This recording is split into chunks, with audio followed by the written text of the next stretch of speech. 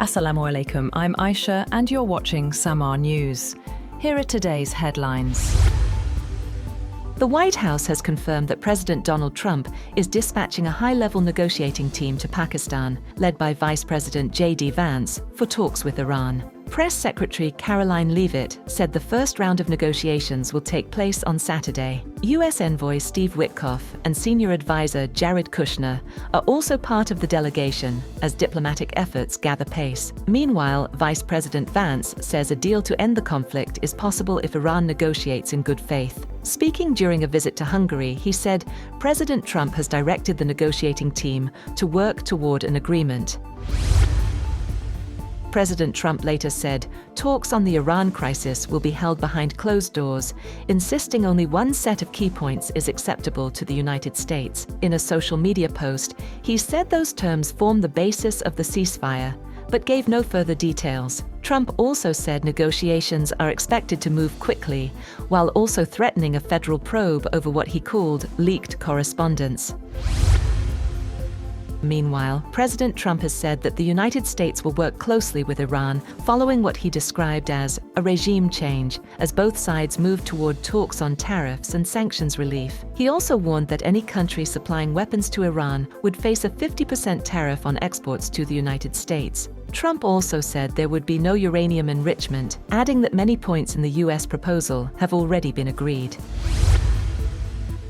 Later, Trump said the US military ships and aircraft will remain around Iran and threatened that the US will start shooting again unless Tehran fully complies with the deal reached with Washington. He said on his Truth Social platform that all US ships, aircraft and military personnel with additional ammunition, weaponry will remain in place in and around Iran until the real agreement reached is fully complied with. He added that if for any reason it is not, the shooting will be stronger than anyone has ever seen before.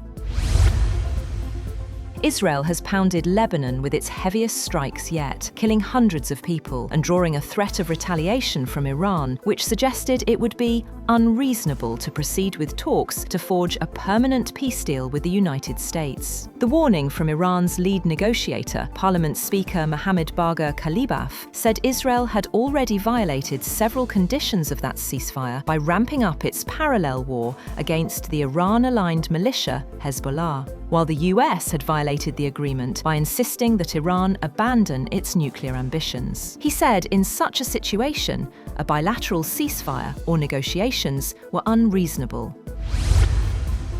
Israel has carried out its heaviest strikes on Lebanon since the conflict with Hezbollah broke out last month, killing more than 250 people in one day and injuring over 1,100 as the Iran-aligned group resumed rocket attacks on northern Israel. On Wednesday afternoon, at least 5 consecutive strikes rocked the capital Beirut, sending columns of smoke into the sky as Israel's military said it had launched the largest coordinated strike of the war. It said more than 100 Hezbollah command centers and military sites were targeted in Beirut, the Bekaa Valley, and southern Lebanon within 10 minutes.